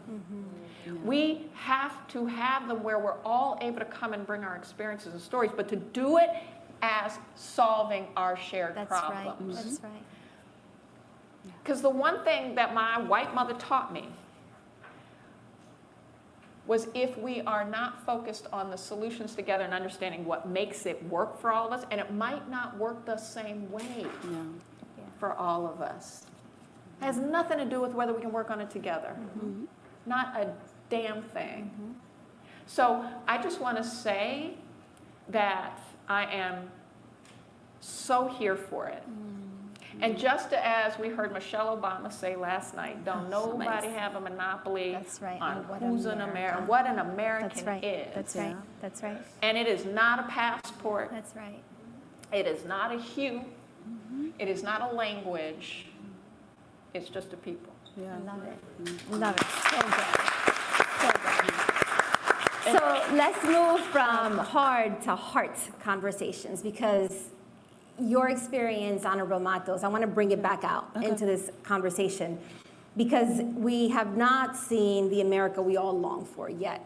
But we're sitting on the brink of redefining it. Has yet to have existed, but we can define and redefine.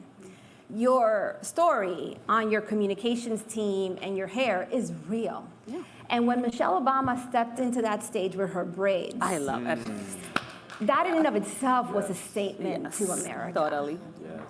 Because when we come into these roles in the fullness of who we are, embracing the complexities of who we are, not being defined by someone saying, well, if you take that podium, you got to look this way, even though your hue is a little darker, but you still got to mix it in a little bit to look closer to that. When we say no to that and say, I am this, and define it, then we begin to redefine America. So this conversation up here is real and important. So let's shift, because the hard happens with the heart.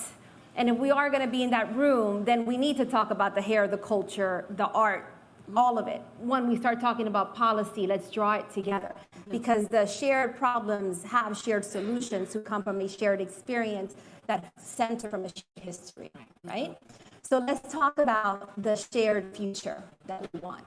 I want to start with you on let's talk about legislation and policy. We have talked about a shared agenda. I want to use this space, because I know Jose wants to go there in terms of policies, right? Legislation.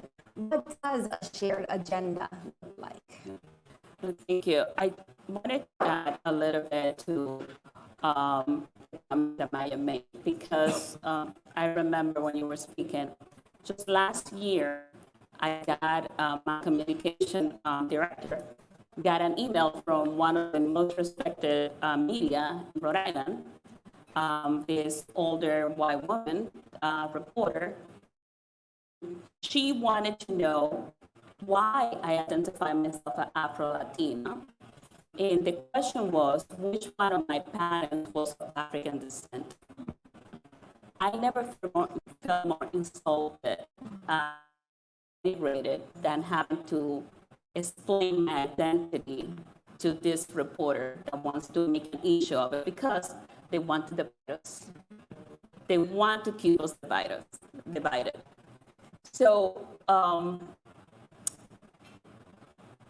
I just wanted to mention that because this is real. This is the fight that we need to have to make sure that we don't let them divide us, because when they do, we lose and they win. But going to your question, one of the critical moments for me after I became lieutenant governor, after the process of the appointment, everything came kind of fast. And I felt like a little bit like, why this is happening to me? Why me? Why now? Sometimes you feel like, do I belong here, right? And I remember we were still in the middle of the pandemic, and the governor and I were visiting different vaccination centers. And I remember arriving to this vaccination clinic in Woonsocket, Rhode Island, which is a community of very low resources. And several of the Boys and Girls Club youth were part of this event.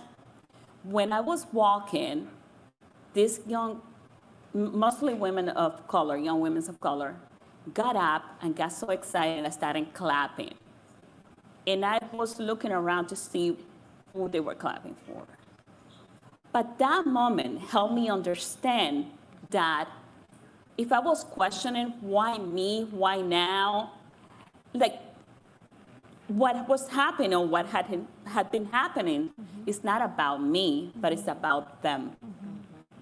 So when we talk about what is our shared agenda and how we move forward together, is how do we provide for young people, like those young girls that I saw that day, to make sure that they have the education and the resources that they need to move forward. How do we provide for them to have support for after school, that they're able to explore different education paths, and they're able to, if they want to go to college and don't have to be burdened by a student loan debt. So to me, that is part of the agenda in which we have to work in collaboration. Thank you. Marco and then Maya. Two things come to mind when thinking about sort of how to build a policy in the future. One is, I think, there are numerous, if not countless, places where we can simply be driven by the data. When you look at things like median income, when you look at things like unemployment, when you look at things like home ownership rates, when you look at things like access to healthcare, access to quality schools, et cetera, et cetera. When you disaggregate fully, you may find that the numbers, the percentages, the likelihood for the Latinx community and the Black community are not the same. Sometimes one is higher, sometimes the other is higher. But in so many cases, the difference between those two is much, much smaller than the difference between either and the white population. So for starters, when you look at ways in which you want to have a rising tide lift all boats, when you want to try to create beneficial policy, and part of the policy game certainly is sort of aggregating numbers and being driven by data, you actually have natural correlations. When you get past personal bias, when you get past narrow-mindedness, you can sort of find that the data can actually give you the answer all on one hand. The other thing I was going to say is, as I thought about this, was there is a concept which at least, I don't know if she created, but certainly I've heard it from her and was popularized by none other than Angela Glover Blackwell, which is called targeted universalism. Yeah. And the example she gives is actually from the disability community, which is really an excellent sort of illustrative thing. If you walk down your average city street and you get to a corner, you almost always find what's known as a curb cut, where instead of just being the right angle curve of the sidewalk, there's a slant. Those efforts were brought about from the disability community and the Americans with Disabilities Act to allow for facilitation of people in wheelchairs and people with issues around mobility to be able to navigate a city just as easily as anyone else. But the thing is, when you look around now, if you see a parent with a stroller, they're using that curb. That's right. Yeah. When you see a traveler heading to or from the airport, lugging their rollerboard luggage, they're using that curb cut. That's right. That solution that was fought for, probably uniquely by the disability community, I suspect back when, because that's been around a while, I suspect there weren't too many allies, because they were like, that's extra, it's expensive, investment, infrastructure. I'm sure there was all sorts of resistance to the idea. You want us to go back and change all the sidewalks? Are you crazy? Right? But now everyone benefits from it. And it's actually helped many, many more people than just the population it was originally designed for. For me, it's one of the greatest metaphors. And so there's many places. Maya alluded to the fact, bilingual education, which in very fancy circles these days, based on people weaponizing the term, is now referred to as dual language immersion. Yes. People have come to realize it benefits the non-native English speaker and it benefits the native English speaker alike. The literacy rates go up. The academic achievement goes up. Speaking two language benefits every student in the classroom, not just the English language learner, right, in the classroom. And so there are ways, there's countless with just a little creativity. And let me tell you, people of color knows a thing or two about creativity because we've had to. So there are plenty of solutions that can be brought up that, again, we may start out having to fight for us and ourselves, but they are really, truly going to help everyone, and we can prove it. Thanks, Michael. Thank you for that. So I'm going to start with the American with Disabilities Act because actually the Leadership Conference on Civil and Human Rights was a coalition that fought actively for and helped win the Americans with Disabilities Act for that reason, because it was necessary for everyone. And all our communities worked on it, and all our communities needed it, right? So I'm going to be very, very specific about what we have to do right now. That's good. And it's in addition to all these things, right? But voting rights, and then there's voting rights, and then we should work on voting rights. And don't forget about That's my voting. top three. There you go. So the big lie. What's driving the big lie? Who is it who's showing up and voting, not supposed to vote, and doing all that voter fraud that doesn't exist? That nobody can find any data for. You're, by the way, more likely to get struck by lightning than to find somebody who voted who did so unlawfully. Okay? And that's a fact. So this is a point. We are watching the fundamental attack on simply holding on to the democracy we fought for and earned. It wasn't given to us. This country didn't have it without us. It wouldn't have it without us. And helped everyone. But it is on the backs of immigration, but not all immigration. Not all immigration. Very clear which immigrants are actually just crossing the border to unlawfully vote in our elections and then rape people. But I mean, no, look, that is the racism that we are seeing. But guess who also in black communities? I mean, so it's all us who somehow are stealing elections by voting lawfully. And that it's that voting, that very basic democratic act, that is being utilized to pass laws to make it harder for us to actually do what we are guaranteed a fundamental right to do. But the only way we're getting that back is if we are collectively work on passing Freedom to Vote Act, the John Lewis Voting Rights Protection Act, and the Native American Voting Rights Act. Yes. Leave no community behind. Yes. And we have to see them as one package Yes. because they're all necessary. And if we do that, we can talk about, we will always talk about maternal health in schools and all the things, but I'm just saying that we don't win those things if they take our power away, and we won't let them. That's true. We won't let them. But here's the other thing. That means black community is going to say, no, you can't come for the Latino community no matter what hue, or whether you straighten your hair or not. Yes. You can't come for the AAPI community. You can't come for transgender people who have pronouns that, yes, you must use even if you don't like it. And you can't use bathroom laws to claim somehow that folks shouldn't have a basic human right to vote. Yeah. Yeah. Okay? So I'm just saying that because this is job one right now. Yes. And we even have a lobby day as a coalition on September 10th to make sure we're keeping it alive. But this is the point. We are keeping it alive for all of us. And the conversation we were having about data and how to collect it in the census, guess what that is? Something we have to use our voting rights to then have more fights about. So Amen. voting, voting, voting. Yes. Just give it up for this panel. Extraordinary panel, extraordinary panel.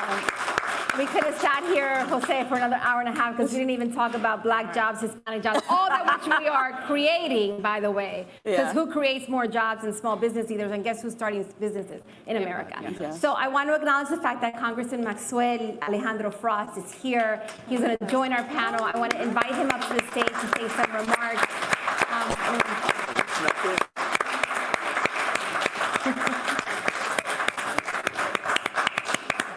So nice to meet you. So good to see you. Yeah, the podium, please. How's everybody doing? Good. I have some tea here because I'm speaking somewhere tomorrow. My voice needs to be good. But y'all, I've been sitting and listening for the last 15 to 20 minutes, and I just resonate so deeply with everything that's been said. For people who don't know, I'm Maxwell Alejandro Frost. I'm a congressman. I represent Florida's 10th congressional district, which is Orlando, Florida. I'm the first member of my generation in Congress, but more relevant to this, I'm also the first black Cuban to be in Congress as well. You know, I struggled with my identity throughout my whole life for many different reasons. One of the biggest reasons is, of course, the fact that I'm Afro-Latino, but also the fact that I'm an adoptee. My mom is Cuban. She came here from Cuba during the late 1960s during the freedom flights. My biological mother is Lebanese and Puerto Rican. Wow. My biological father is Haitian. And my father is a white guy from Kansas who was raised in Bermuda and now plays the steel pans for a living. So I got a lot going on. And I'm sure, you know, the topic has been covered about a lot of the anti-blackness we find in a lot of our own communities. And, you know, as I grew up, I spent a lot of time in North Miami, a lot of time in North Cuba, which is Hialeah, Florida. That's where my mom's whole family lived. That's where my grandma, my yeyita, passed away about a year and a half ago. And something that I always struggled with was my blackness growing up. In my immediate household, I went to an elementary school that really didn't have many black people in it. And as I grew up, I had a lot of anti-blackness ingrained in me for many different reasons. My environment, but also, and I'm just gonna be honest because we're all friends here, many people in my own family. I remember growing up and having a lot of my aunts always come up to me and in Spanish tell me that I needed to go and straighten my hair to make it look pretty, para ser lindo. I remember when people would say I'm black in elementary school, I was always fast to tell them, no, I'm brown. I'm not black, I'm brown. Because I didn't want to be black somewhere in the back of my head, back of my mind. And when I think about the time where I came to terms with my blackness and the fact that I'm Latino at the same time, was later on in high school. And it was actually two things. One, it was my barber. My barber, Chris, who cut my hair. It was those late nights on YouTube finding out how to take care of my hair. Yeah. It was those late nights texting my barber, Chris, trying to learn how he could help me. I love my mom so much. God bless her. She brought me to great clips, and they didn't do it right. But when I finally started going to Chris, I finally learned what it meant to take care of my hair the way it is. And it was also music. I went to an arts middle school and high school, and it was there that I fell in love. I was always a drummer. I've been drumming since the 2nd grade. But I went to a school in Kissimmee, Florida. Y'all know Kissimmee? Yeah. It's 80% Puerto Rican. Yes, that's right. It's Puerto Rico. Yeah. It's Puerto Rico. We, in our jazz band, played a lot of swing, we played a lot of jazz, but we also played a lot of salsa. And it was there that I fell in love with playing the timbales. And I remember for Christmas, I begged my parents to get me a pair of Matador, Tito Puente, and timbales, and when I got them, I played them every day. And then I made a salsa band with my best friends. Well, my dad's a musician, so we always had a studio in the house. So, pobrecito, my mom. I made a salsa band with my best friends, and I volunteered on Barack Obama's re-election campaign. I wanted to go to the inauguration. So I went on the website to buy tickets. I didn't know how to do it. I was just, So I was online trying to find buy tickets, said apply to perform. So I sent in a video of us playing salsa, and we ended up getting accepted to represent the state of Florida.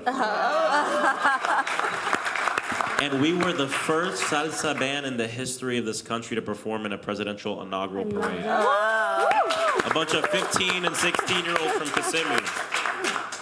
It was music, my love of jazz, my love of salsa, my barber, and all in all, culture. And being exposed to culture and community. That put me in a place where I not just accepted, but was proud to be a black man and proud to be a Latino.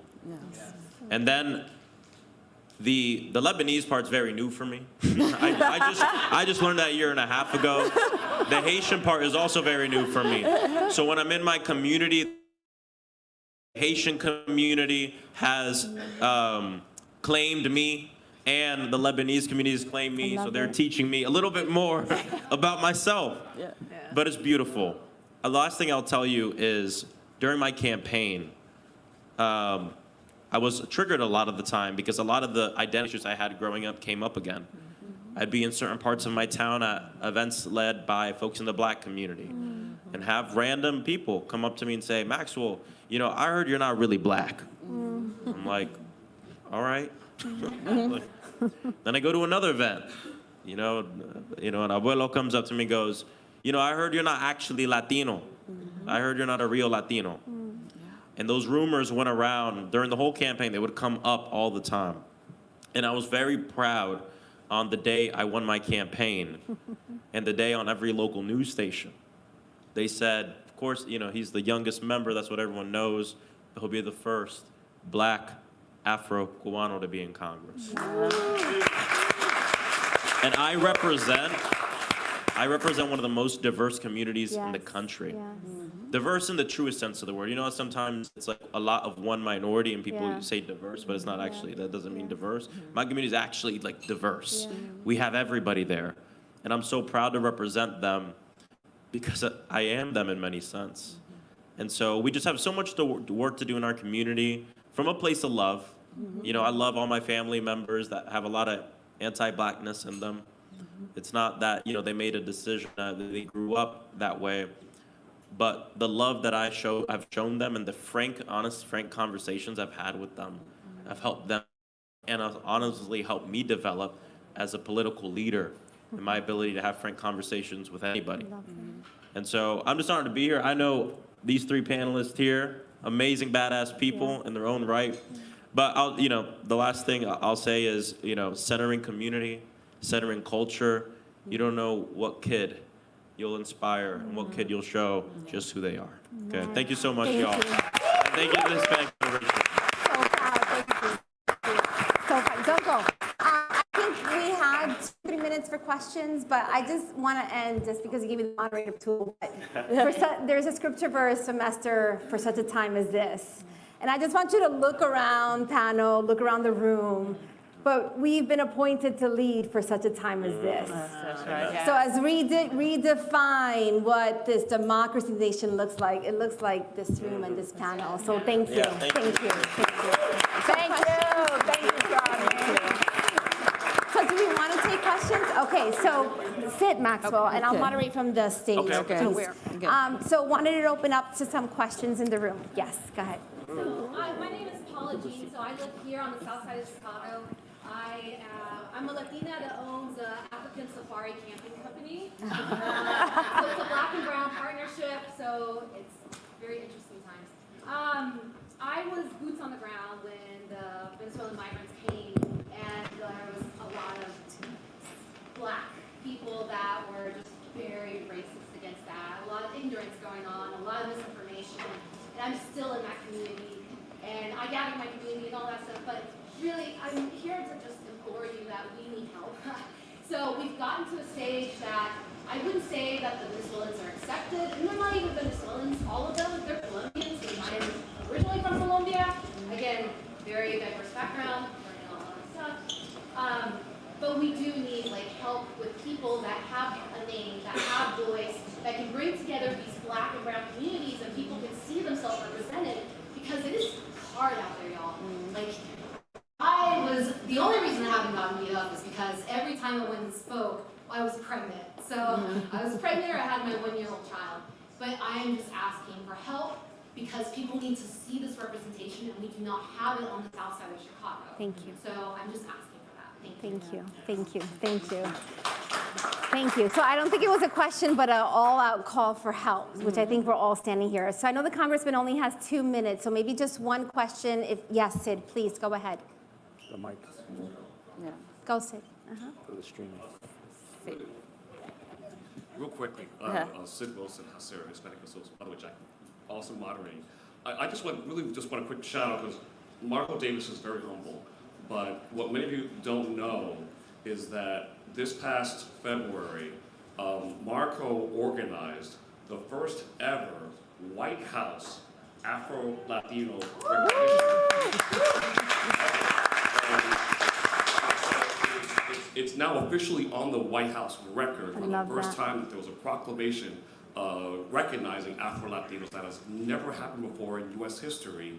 And so I just want to make sure that we publicly acknowledge Marco for that. So big thank you for that. So just like quick, Thank you, Sid. On that. But thanks. All right. One quick question. Go ahead. Such great information. I'm one of those fortunate people who belong to a number of national organizations where we get to actually share information and legislation. And so I am New York State Assembly Member Stephanie Zinnerman, representing the 56th District in Brooklyn, New York. Mecca of all things arts and culture. But during this time, such great information, there we have an opportunity to share our legislative agendas and ensure that whether you're talking about the 3 voting rights bills, that they are all entered as an omnibus. What are some of the recommendations, other recommendations that you would have for legislators to share, and so that in every place that we are, all 50 states and the 7 territories, we are taking care of our business collectively as a coalition of color. Yes. So I have a legislation that I think we should all be working together, and it's the MBEs and WBEs laws, because I can tell you in the state of Rhode Island, it has been used almost like a fight for a little bit of the pie. All of us are fighting for the 10%, and now it's a 15%, and we don't see that there is a whole pie left out there that we're not getting access to because they keep us fighting for this little bit. So the MBEs, WBE laws, because that's how we create economic empowerment for our communities. We should be working together on that. Congressman, do you want to go? I mean, Thank you. you know, one thing I'd say too, I mean, of course, you know, standalone bills are being really important, but this is why it's so, representation is such an important thing, and having folks in the room be looking through this lens with all pieces of legislation, no matter what it is, right? And having folks in the room on these committees who, as we read through this, can identify issues or gaps that exist from appropriations bills and where money is going and where and how it's being distributed, which is very important here. And also, of course, laws that dictate the way we live our lives. Another thing I'll say is I think we're seeing on full display right now what it means when that's absent, and not just absent, but when there's hostility in the room. Look at just recently what Donald Trump said about Kamala Harris. It's like he doesn't understand. No, he understands. Or he understands. He understands he's being racist. He's being a bigot. When he said that she was Indian and then she turned black. Yeah. Now he wants the black. And we know that's racist and bigoted, but the other thing we need to think about is, what does that mean when that type of person is in charge of legislation? When that type of person is in charge of appropriating and sending money to our communities? The last thing I'll say, which is kind of to something that the other person brought up too, I recently went on a congressional delegation trip to South America. We went to Brazil, Chile, and Colombia.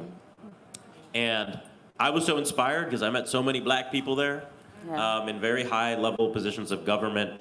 And a lot of them want to come to the United States to help with this. Specifically the Minister of Racial Equity in Brazil, Minister Franco, who is an HBCU grad. So she understands what she understands the Black American experience, but she's also an Afro-Latina from Brazil. And I think engaging with a lot of our international leaders in this be very helpful. We had a meeting with Vice President Marquez from Colombia, the first black person to be in a position like that in Colombia. If it wasn't for her, Petro would not be president. And so her experience matters. And so I think engaging internationally on this can be very interesting, especially in places that are completely forgotten about and have been abused by our country, like Latin America. Thank you, thank you. I think Maya wants to say something, then we're going to close. Go ahead. I just want to say all of that is really important, so this is an and. Every single state house in this country, its tri-caucus and progressive caucuses and legislators of the willing, whomever they be, should be introducing a freedom package of legislation. And the freedom package is voting rights. Freedom package is learning all histories, because the attack on history and learning all history in our schools is actually an attack on civil and human rights and an ability to take democracy away from us. Quality of education includes learning multiple languages and culturally public education. And the third is freedom to live. Freedom to live, which is everything from maternal health, access to health care, appropriate and healthy housing. But I mean, exactly. So, but do you see what I'm saying? Now, it doesn't matter. If we had every single state house doing that, we would be having a different national conversation, and it would also impact a different federal one. That's right. We don't lobby in states as a leadership conference, but I'm just saying that because I think that would be us doing exactly what we need to do for all of our communities. Thank you. All right, Marco, and then I promise that we're going to end Jose. The one final piece I'll add, because I think this is really critical, speaking of how we make change, especially when we think about policy, is that we have to understand, and Congressman Frost talked about it, and Maya just alluded to it, this question of representation and who is in the room, I think it's also really fundamental, because I have personal insight into this. It's really fundamental to remember that it's not just the legislatures, it's their staff who are there.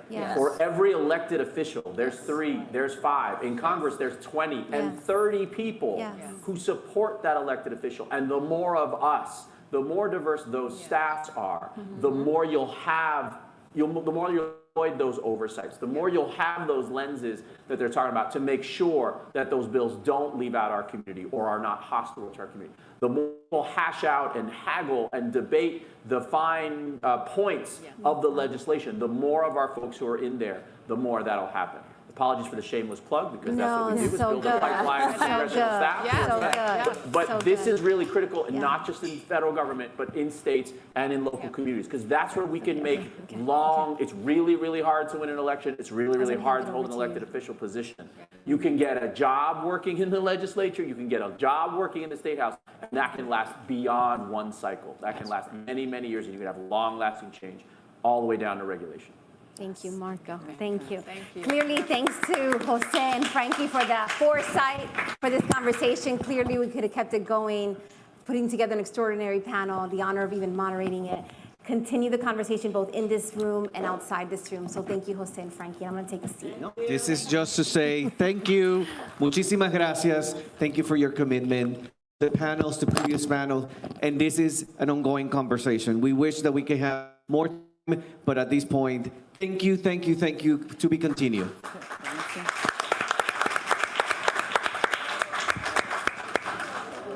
Thank you, brother. Oh my God. Thank you. That was good. Thank you so much.